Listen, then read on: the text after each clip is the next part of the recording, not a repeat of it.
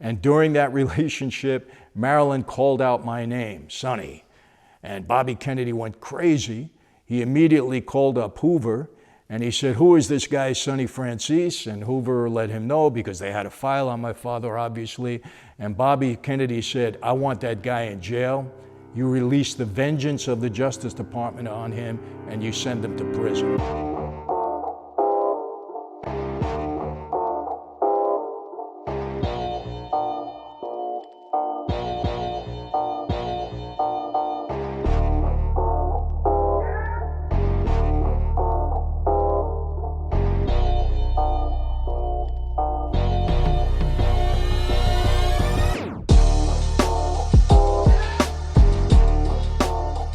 Hello, my friends. How are you? It is now Monday, August 24th, and welcome to another Sit Down with Michael Franzese. And I had a very busy week. I celebrated both my youngest daughter's birthday last week, and Saturday was my wife's birthday. So it's been pretty busy, great week.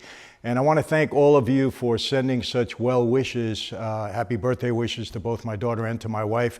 Most appreciated. You did it across all the social media platforms, so thank you very much. And today, as you know, is either Mob Story Monday or Mob Movie Monday. And I decided today to make it Mob Story Monday because I've gotten so many requests from so many of you that want me to talk a little bit more about my father, Sonny Franzese, Mafia legend. My father, obviously, I spent a lifetime with him. He was my mentor in this life. Those of you may know he passed away in February of this year at the age of 103. And obviously I spent a lifetime with him, and I can get into so many stories about my dad and our relationship and the things that he told me about the Kennedy assassination and about many, many other things. Because remember, my dad knew Arnold Rothstein. My dad knew Lucky Luciano. He at one point met Al Capone. He knew all of these people, you know, at some point in time, because he was born in 1917 and he was actually started to become active in the life, a recruit in that life, back in the late 20s, early 30s when he was a young man. So he met a lot of these people. Most of them came out of New York, and this is where my dad was, Brooklyn, New York. So he knew all of that. Frank Costello, you name it, he knew it. So he told me so many stories. And before I get into a few of them, just some of the highlights, I want to tell you some of the things my dad taught me that were invaluable to me throughout my life. Number one, my dad taught me to be a good listener. He said to me, "Michael, in this life, before you speak, make sure you know what you're talking about. Be a good listener. Hear what people have to say." That helped me tremendously in my skills of negotiation. I would always listen, let the other person talk first so I knew how to respond. Very important. My dad also taught me in that life to treat the little guys the right way. Now, he didn't mean that in an offensive way, but he meant, to treat everybody the right way. He said, when somebody does a good service for you, treat the waiters right in a restaurant, treat the guy that valet parks your car the right way. He says, because these people make you strong. They talk well about you. Have a good conscience in that way. And I've kept that up until this very moment because you're supposed to treat people properly. And my dad taught me that. These are good things that he taught me. He also told me this life, La Cosa Nostra, the Mafia, it's like a wheel.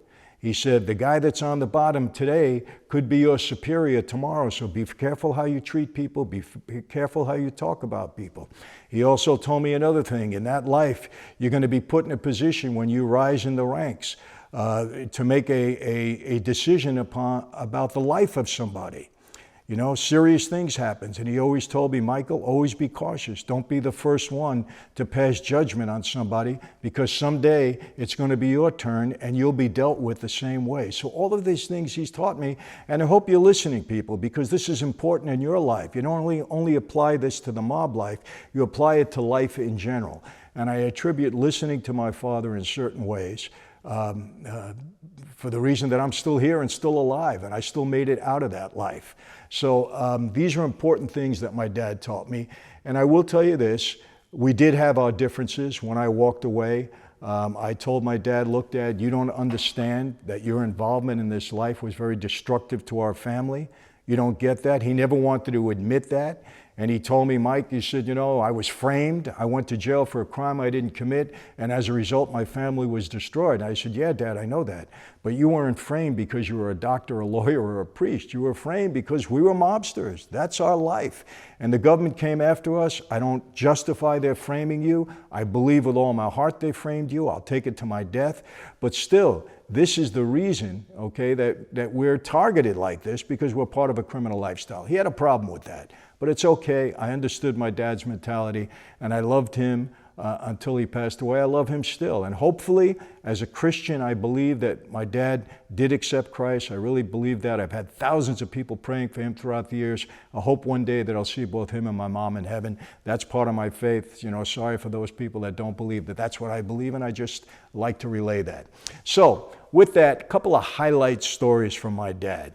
This one is really, really important. I don't know if you know this, but way back when, I think it was in the early 50s, in the Colombo family, it was then the Profaci family, and the Profacis and the Gallos went to war at that point in time.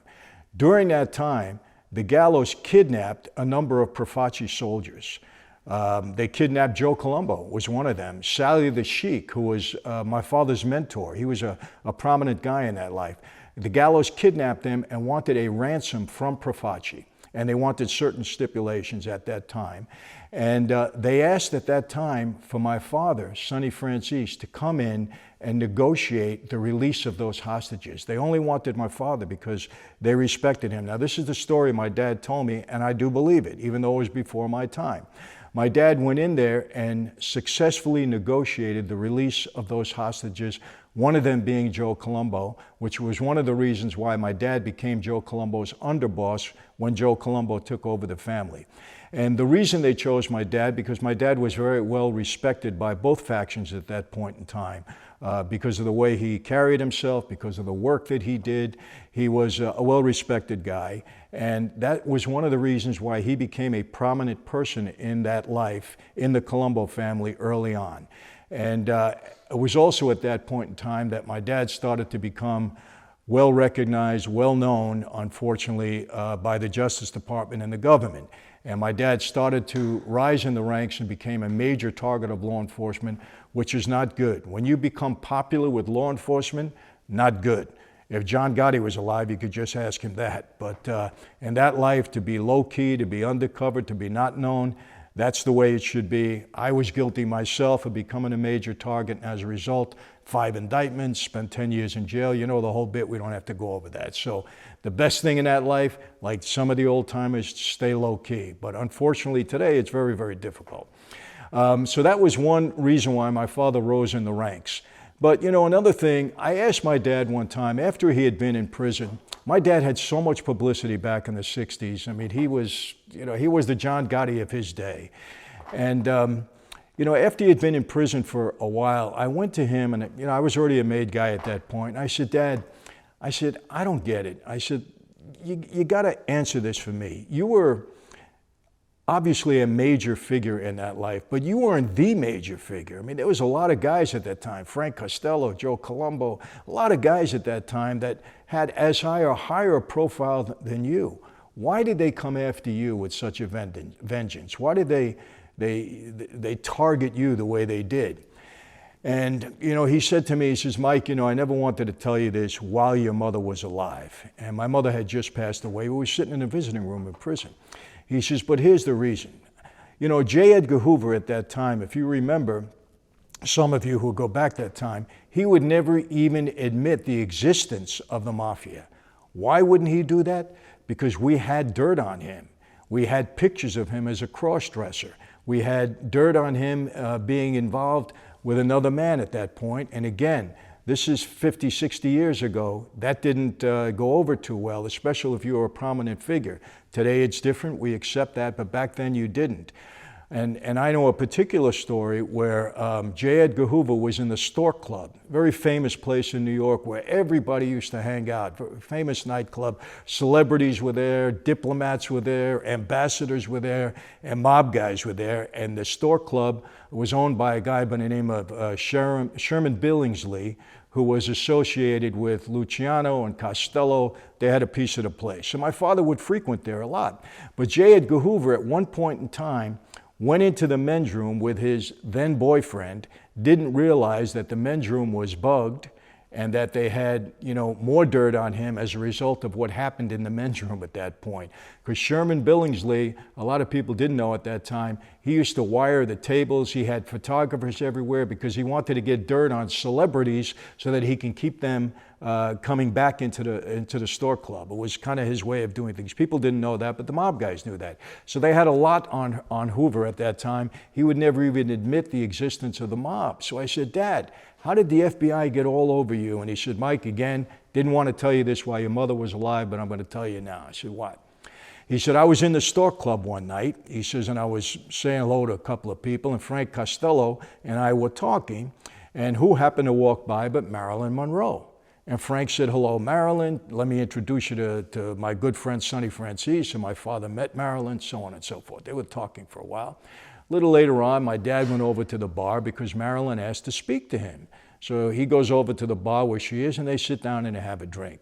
Long story short, he got into an affair with Marilyn Monroe, and it lasted for a while. Then he met my mother, who was at the time a hat check girl at the Stork Club. Met my mother, she was 16 years old. The relationship with Marilyn ended, and he ended up marrying my mother. But what happened after that is Marilyn Monroe, as you know, had an affair with Bobby Kennedy, who was the U.S. attorney under his brother John F. Kennedy at the time. And one time, now this is my father telling me this story. Obviously I wasn't there, but he's telling me the story. And he said, Michael, Marilyn and Bobby happened to be having an affair. They were being intimate one night. And during that relationship, Marilyn called out my name, Sonny.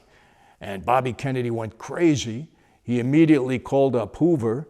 And he said, who is this guy, Sonny Franzese? And Hoover let him know because they had a file on my father, obviously.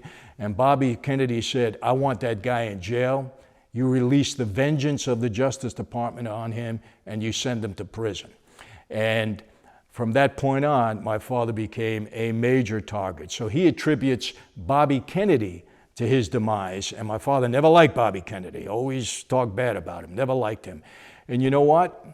I believe the story. It does make sense because, again, my dad wasn't the main guy at that time, even though he had a pretty big reputation and a high profile.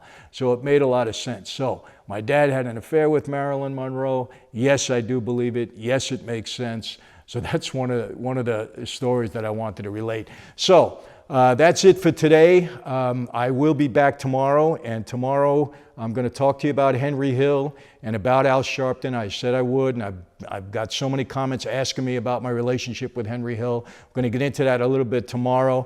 But today, I want to thank all of you. Subscribe to the channel because you're going to see a lot of things coming up. I want to tell you some of the interviews I got coming up. Bruce McNall used to own the Kings, Gretzky, the whole thing. He's here in LA. We're setting up an interview with him in the next couple of weeks. I told you I didn't want to do interviews over Zoom. I like to be in a room. And people, when I interview, it's not an interview. It's going to be a conversation. We're going to share stories. I'm not a guy that's interviewing people. We're going to share stories. It's a little bit different. We're going to talk to Joe Pistone, Donnie Brasco. We're going to be a very interesting conversation. Darryl Strawberry, who's become a friend of mine. He's a brother in Christ. Sorry for those of you that don't believe, but that's my faith. He is a brother in Christ. We're going to talk to him. I got a lot of people lined up that we're going to be talking to. It's going to be very interesting. And again, these are chats. These are sharing ideas. These are conversations. A lot's going to come out that wouldn't come out in a normal interview. I promise you that. So look forward to that. But you got to subscribe to the YouTube channel because that's when you're going to be alerted to these things that are going to be happening. For those of you that have joined my crew, MichaelFranzese.com. We're, I think, over 3,600 now people that are sharing ideas. I'm jumping in, giving comments. We're providing great content, good information. It's a platform that has been encouraging and informative. I really urge you to join. There is no fee involved in that. It's a free site. We're sharing ideas. People are loving it. For those of you that want more contact with me, my inner circle, yes, there's a small fee. You're not going to break the bank, I promise you that, but you're going to get more of a relationship with me. I'm going to answer more of your questions. We're going to be doing Zoom calls, a lot of stuff that's going on. I think people are getting a lot out of it, and thank you for bearing with us. This is a full-time job, doing these interviews, providing the content for the website. It's a full-time job, and we're really working every day. And again, we want this to be something that it's a benefit to all of you. We're not just doing this to doing it, for doing it. So, hope I gave you a few lessons today that my father instilled in me that hopefully were beneficial to you. You have a great rest of the day. I will be back here tomorrow with Henry Hill and Al Sharpton. God bless you. Have a good day. Stay safe.